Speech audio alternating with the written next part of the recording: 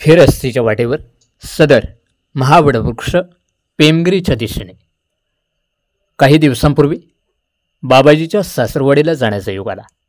योग म्हणण्यापेक्षा बाबाजीने फोन करून सांगितलं की मेहुण्याचं लग्न आहे आणि 2-3 दिवस मला पण सुट्टी आहे, तर सोन्या आणि तू ये लग्नाला. मी तेव्हा मुंबईत होतो. बाबाजी म्हटला, मी शनिवारी येतो, तुम्ही पण या. मी मग गुरुवारी मुंबईतून बोत्राड्याला आलो. शनिवारी जायचं का असा विचार करता करता वैभवचा फोन आला.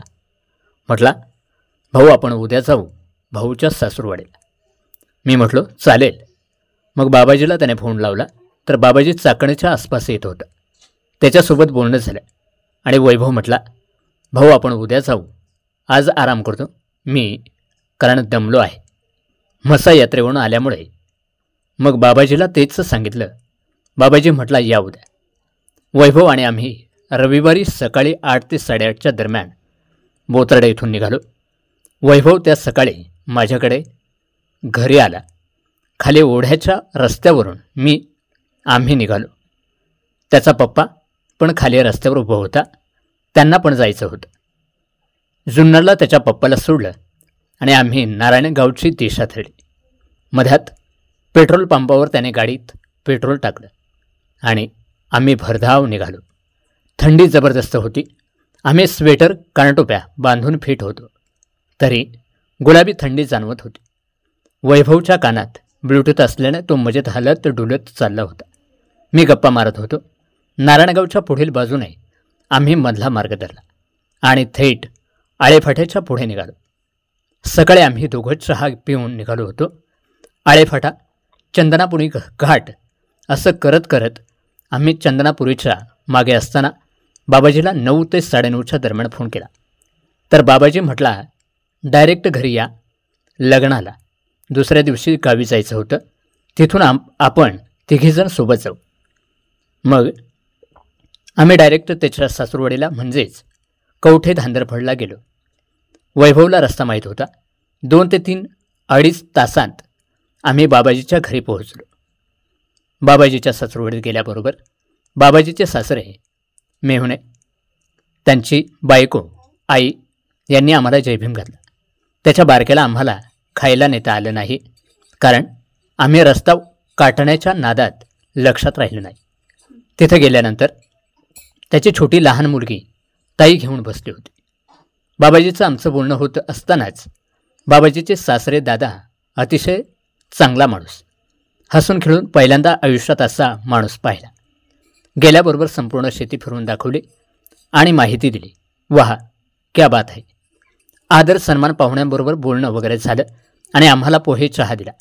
आम्ही सर्वांनी पोहे चहा घेऊन बरोबर 11 वाजता घर सोडलं. कणोली गावाच्या दिशेनं आम्ही निघालो. एका व्यक्तीला विचारून तो व्यक्ती म्हटला, तुम्ही जाखोरी मार्गे जावा. बाकीचे सर्वजण दुसऱ्या मार्गाने निघाले. आम्ही दुसऱ्या मार्गाने गेलो. थोडासा लांबचा प्रवास होता.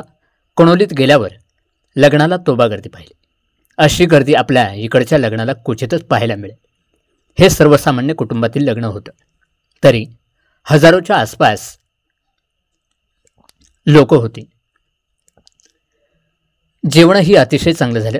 फक्त पाणी जेवणानंतर आपण स्वतःच घ्यायचं असा काहीतरी रिवाज, म्हणजे लोक पंक्तीत हात धुवत नाहीत असा सूर मी ऐकला, म्हणून पाणी देत नाहीत. असो, तर लग्न वगैरे झालं आणि आम्ही बाबाजीच्या बहिणीकडे म्हणजेच नकूकडे निघालो. तिथून पुन्हा चंदनापुरीला जायचं होतं. चंदनापुरीत गेल्यावर दुकानात गेलो आणि बारकीला त्यानं खायला घेतलं. नकू शेतातील घरात राहत होती. आम्ही गावातून पुन्हा शेतातील घराकडे वळालो. नकू गावात लग्नाला गेली होती. आम्ही त्यांच्या घरी गेलो तर तिचा भाया गव्हाला पाणी भरत होता. तेवढ्यात तिची सासू आली. वैभवला पाहून म्हणाली, कधी आले? तो म्हटला, आताच आलोय. आजीचं बोलणं गोडवं होतं. घरी आलो आणि तिनं तांब्याभर पाणी सर्वांना दिलं. तोपर्यंत नकू आली. मग नकूच्या पोरीच्या हातात बाबाजीनं खायचं दिलं. तोपर्यंत नकूनं चहा नंतर पोहे दिले व आम्ही विचारपूस करून पुन्हा बाबाजीच्या सासूरवाडीला कवठे धांदरफळला आलो. सायंकाळचे ठीक 7 वाजले होते. नंतर आम्ही घरात बसलो. 9 वाजता पुन्हा लगीन घरी जेवणासाठी गेलो. तिथे वरात होती. वरातीकडे जायला येता आलं नाही, कारण बाबाजीचं लहान पोरगं आम्ही जाईस्तोपर्यंत झोपलं नाही. तो पण जागाच आणि आम्ही पण जागेच होतो. रात्रीचा आराम केला.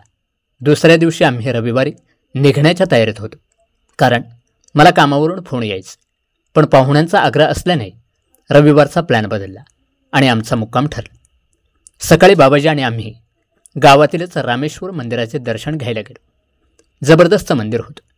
तिथंच व्यायाम करण्याचे साधनं होती. पाळणा, झोका, घसरगुंडी. आम्ही त्याचा आनंद घेतला आणि रामेश्वराचे दर्शन घेऊन आम्ही तडक दुसऱ्या कवठे धांदरफळमधून बाहेर पडायला लागलो. त्याच्या बारक्या पोराला दवाखान्यात दाखवलं आणि आम्ही घरी गेलो. जेवण करून आम्ही फिरायला जायचं म्हणून विचार करतानाच बाबाजी म्हटला, जवळच इथं पेमगिरीला सर्वांत मोठा वड आहे, तो पाहायला जाऊ. ठरलं तर दुपारी काहीतरी 12 वाजता आम्ही घरातून निघालो. आम्ही पेमगिरीच्या दिशेनं निघालो. गाडीवरून जाताना संपूर्ण परिसराचा आनंद घेत घेत बागायती परिसर पाहून किती बरं वाटलं. गावं छोटी आहेत, परंतु विकास मोठा आहे. पुढील गावात गेल्यावर आम्ही एकाला विचारलं, पेमगिरी अजून किती लांब आहे? त्याने सांगितलं, तासाभराचा रस्ता आहे. मग आम्ही निघालो पेमगिरीला. ग्रामीण भाग असला तरी बागायत क्षेत्रामुळे मन कसं प्रफुल्लित राहतं हे या भागात आल्यानंतर कळतं. आम्ही पेमगिरीचा रस्ता धरला. रस्ता अतिशय चांगल्या दर्जाचा होता. पेमगिरीत गेल्यानंतर 1-2 जणांना आम्ही विचारलं की वडाच्या झाडापाशी येथून कसं जायचं, तर त्यांनी सांगितलं, गावाच्या पाठीमागून एक वेस लागतंय, तिथून आत गेल्यावर वडाचं झाड दिसेल. तसंच आम्ही पुढे निघालो. पुढे रस्ता बराचसा कच्चा व खडी उकडलेल्या स्वरूपात होता. मात्र तिथे पोहोचल्यानंतर अतिशय घनदाट अरण्यात गेल्यासारखं वाटतं. आत गेल्याबरोबर अतिशय शांत परिसर होतो. आम्ही आत गेल्याबरोबर वडाचे फोटो काढू लागलो. वडाच्या झाडाच्या मुळापाशीच एक देवस्थान दिसले. त्याचं नाव जाकमत बाबा असं होतं. आम्ही बराच वेळ बसलो. म्हटलं येथील माहिती घ्यावी. तेवढ्यात एक 70च्या आसपास आजीबाई दिसली. आजी तिथल्या देवाची पूजा वगैरे करत असल्याची माहिती मिळाली. मला माहिती घ्यायची होती म्हणून मी सुरुवातीला आजीला विचारलं, आजी वडाची माहिती द्याल का? तशी आजी म्हणाली, या तुम्हाला माहिती देते, पण देवाच्या जवळ तिथे ओट्यावर या. सुरुवातीला भीती वाटली, पण धाडस केलं. तोपर्यंत बाबाजी आणि वैभव बाहेरच बसले होते. पत्र्याचे शेड मुळापाशी केलेले होते. तिथे 4-5 शेंद्राचे देव व एक वाघ व वाघाला मारणारा एक रामोशी व त्याची बायको असा परिवार दिसला. आजीला माहिती विचारली तशी आजीने माहिती दिली की समोरच्या डोंगरावर मोठा दगड दिसतोय, तिथं वाघाने 5 लोकांना मारले होते. मग त्यांच्याबद्दल बदला घेण्यासाठी हा रामोशी गेला व वाघाला मारलं. त्याची बायको त्याला पाणी घेऊन आली. इथपर्यंत माहिती मिळाली. आजीला 20 रुपये दिले. आजीचा उदरनिर्वाह अशा पद्धतीने होतो असं तिने सांगितलं.